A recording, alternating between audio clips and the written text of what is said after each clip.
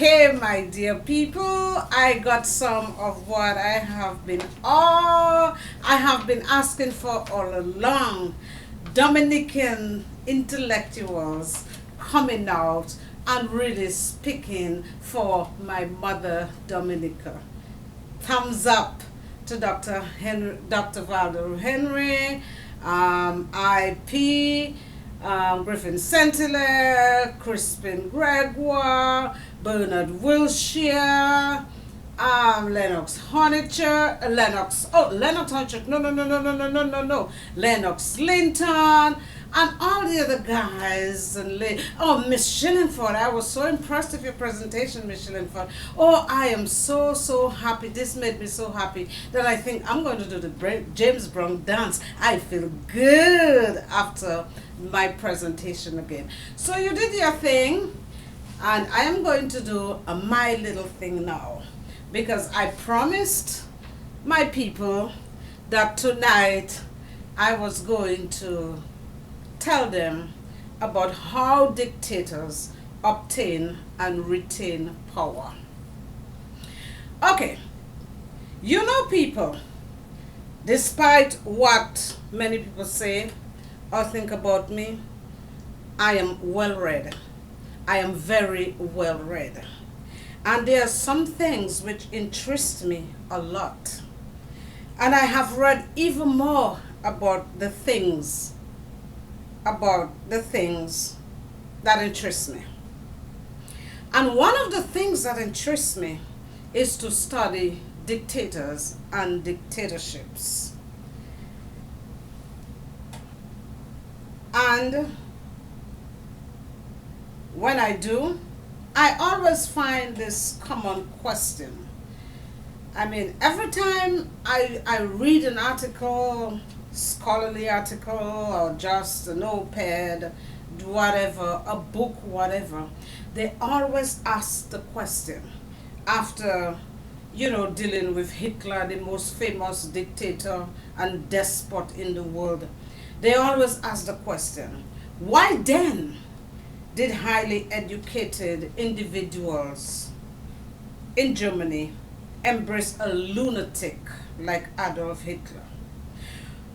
And why did the educated elite of Chile support Pinochet or King Jong-il in North Korea? I have to ask my own question. Why would educated people support a government they know in their hearts, or they ought to know, is no good for their country? Why would anyone vote for someone with so obvious dictatorial behavior and tendencies to hold power in their country? People, most dictators are elected by the people. And sadly enough, by the time people realize what they have done, it is too late. This is how they do it, people. This is how they do it. This is how the dictators obtain and retain power. Let me explain it with some help from an article on News Discovery. It is always important to quote your sources, and I always try to do that. Psychologists and sociologists who study terrorism and dictators say that they are able to spread fear among their people and place themselves as the people's salvation. Did you hear Skerritt's 17 minutes rants about how you should fear Lennox Linton because he's the most dangerous man in Dominica today? Did you hear it, people? Did you hear it? The tone, the words, the venom that was coming from Skerritt in this 17-minute clip? That Lennox Linton's only goal is to make you lose your aid from Venezuela? And all Skerritt's personal friends around the world that Skerritt personally get aids from? Did you analyze it, people? Did you analyze it, people? I suggest that you do. Look at that tape again. Listen well and analyze. I strongly suggest that you do that. Scarrett has declared Lennox as the enemy of Dominica and Dominicans people. And he tells you that you should fear him. You should fear Lennox Linton because he's a dangerous man. He's the most dangerous man in America, in Dominica today. He wants to make you as paranoid as he is, because right now Scarrett is very fearful and paranoid. Scarrett is seeing himself losing the grip of power, and he will not have that. He will not have that. He wants collective paranoia. Missouri Company, have you heard that term? Watch him, people. Watch Scarrett well. Look at his face. Look at his eyes. Eyes never lie. Dictators also exploit a well-known instinct for most people to seek protection from a strong leader. According to Alice Cicero, a Cambridge, Massachusetts-based clinical psychologist and researcher on leadership and terrorism, Scarrett presents himself as that strong leader who is a phone call away from every leader in the world. And he thinks, he wants to make you believe that he is the smartest and the cutest too. And there's nobody in Dominica who can run Dominica like Scarrett. Who is this and who is that and who is this? Scarrett is it. Think, people, think. Dictators are also able to rule with more practical tools, such as fear and control of information. This is very important to them, to control the information, people. According to Gerard Post, Director of Political Psychology program at George Washington University, that is what they say. They use fear. They use fear and control of information. Do you see what is happening in the press, in the media, people? Have you taken any notice? You should always take notice of these things. People, Scarrett has taken control of 90% of that institution. Had it not been for Q95, all Dominicans would be exposed to was Scarrett's propaganda. And this is how they do it. This is what suits them.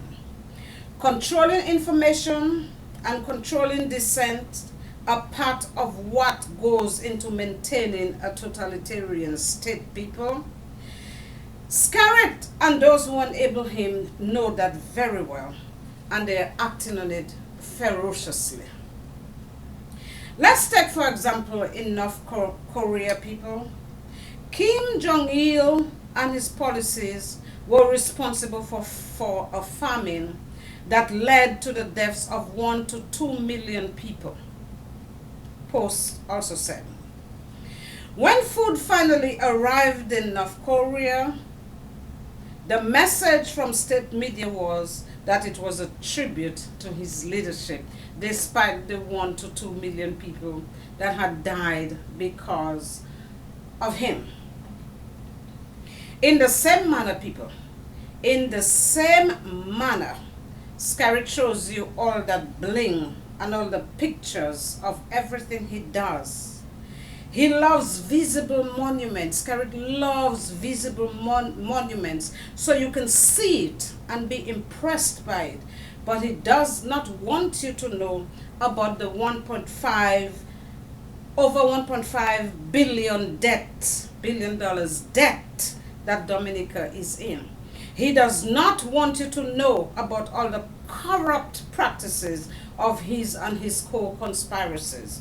He does not want you to know at what price all the aid he is getting from his friends around the world is to Dominica and Dominicans. By most news accounts, people, King John Neal was a ruthless tyrant, starving his own people while delivering a lavish lifestyle for him and his generals, just as is happening in Dominica today. Kim was pursuing nuclear brinksmanship with South Korea in the West while his economy remains sputtering in the ditch. So why don't these people rebel? Reasonable people ask. It was fear and manipulation, just as Skerrit is causing in Dominica today. As brutal as Kim was to the people of North Korea, he made them believe that he was the hero. Post also said that the cult of personality around Kim and other dictators is fostered by myth making. Myth. The myth, the illusions that I always speak to you about. Skerrit came in as the handsome, smiling, and docile young PM in the Caribbean and the world too. The youngest PM in the Caribbean and probably the world too. But in 10 years, it only took Skerrit 10 years. 10 years. He turned into the most corrupt and dictatorial in the Eastern Caribbean. Oh, the whole Caribbean. I mean, there is a certain kind of ruthlessness to this kind of personality and characteristic, my people. One has to be ruthless to be a dictator. And I have no doubt, I have been studying Skerrit and watching him for 12 years. And I have looked at all the traits, the personality traits, the character traits in Skerrit. And I have absolutely no doubt that Skerrit is a dictator. Last week, I gave you some of the traits and characteristics. Please, people, please, please, please, pay attention. Pay attention. Dictators are addicted to power. They cannot let go of it. And they will do anything and everything under the sun to keep it, once you trust them with it initially. Now, political scientists and researchers, they have come up with a third hybrid, which they define as non-democratic democracies. On this list, they have Russia, Iran, Iraq, Venezuela, Egypt, Turkey, the former Ukraine, Georgia, as examples. What do these regimes have in common, people? What do they have in common? They all have elected leaders. The leaders were elected. That's the democratic part. Virtually every other aspect of the governance structure looks like an authoritarianism run rampant. It looks a lot like authoritarianism run rampant, just like in Dominica. Look, people, look, analyze, look at Skerrit, listen, listen, listen to what this man is telling you. Look at his eyes, look at Skerrit. Pay attention, people, pay attention. Observe what is happening in your country, people. Do not be blinded by bling. Interestingly, people, as I told you in my opening, most dictators are elected by the people. And once they get that taste of that power, they will not give it up easily.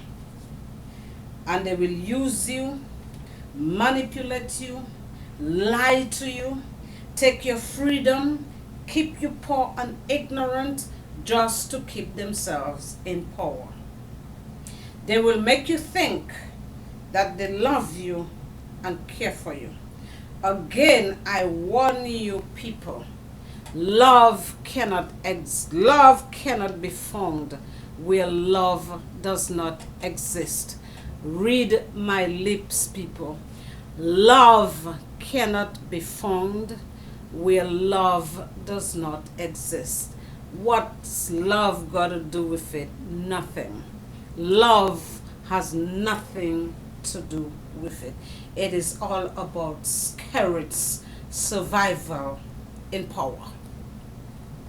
Dominicans, as Malik Kalen warns us in an article published on Forbes magazine, if there is one overriding lesson that we can take from these last decades of world events, it must be this.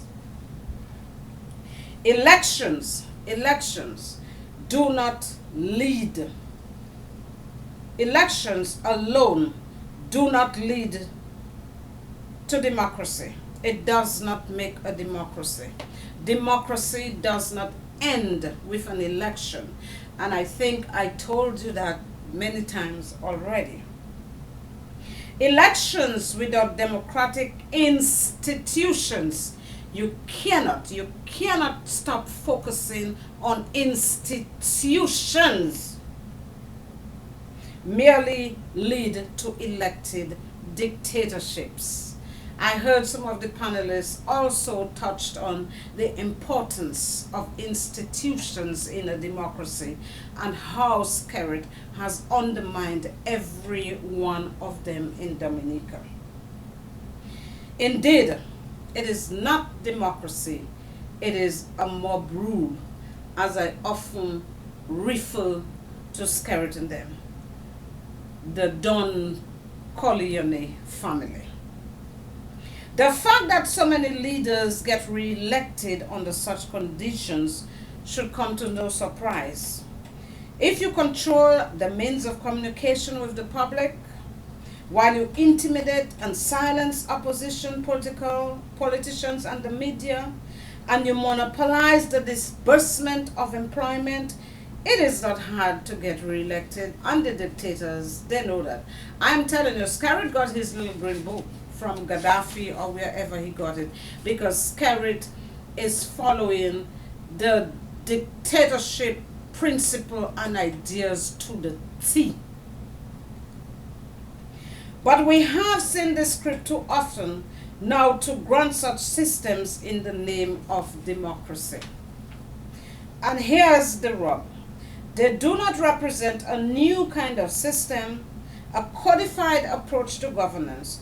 One, they do represent a new kind of system, a codified approach to governance, one that does not get replicated in disparate countries, as is happening right under your noses, people. Dominicans, wake up and smell the coffee. I beg you, please.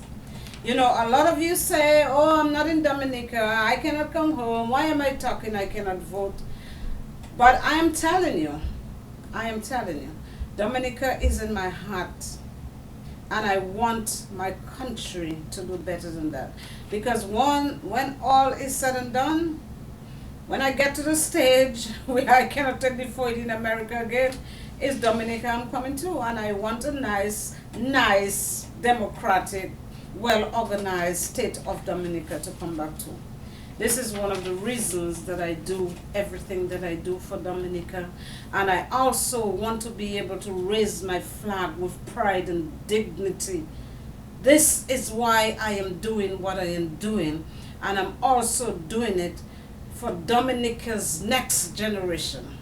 Next generation.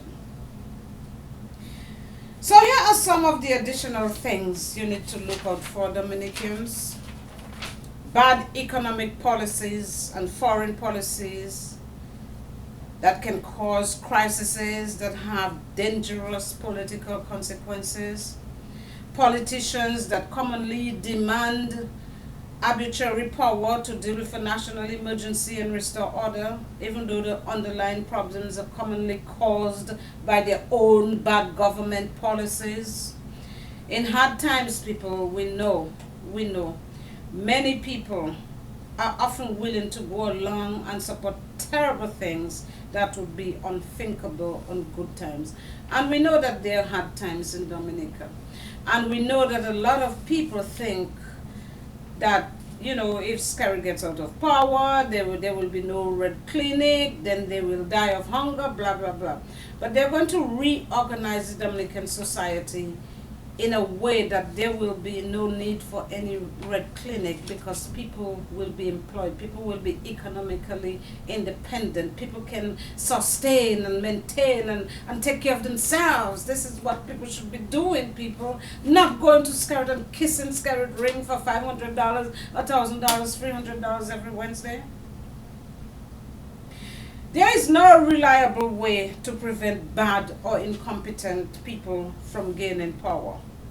Because as we know, we have, well, not, this doesn't only apply to Dominica, but everywhere there are ignorant, irrational voters who they depend on to put them in power. And we also do have some very, very greedy, unprincipled elite with no values and no love for the country, who will support them just because they benefit tremendously from their corruption. Look for a political system with a separation of powers, a political system with a separation of checks and balances, a separation of powers with checks and balances, just like we have in the US Constitution, does make it more difficult for one branch of government to dominate the others. But people, do you take any notice of the mess we call democracy in Dominica, where Skerrit controls all the powers? I think they touched on that in this debate this afternoon. I was laughing, I was all smiles, because I wanted other people to be saying what I'm saying, and I got this afternoon. I'm going to do the James Brown dance when I'm done. There's no separation at all. And the church, even the church, have joined in with Skerrit. Shame on the church. Ultimately, people, liberty can be protected only if people care enough to fight for it. Because everywhere governments push for more power and they never give it up. Because everywhere governments push for power and they never give it up willingly. As we see, people, as we see the fight to the death that Skerrit and his corrupt and inefficient Labour Party are in today, to hold on to power to the detriment of Dominica and the Dominican people. Wake up, Dominicans, wake up. Smell the coffee that is brewing in Dominica and put on your thinking caps. Have a good evening, everybody. Have a good evening. Thanks for listening.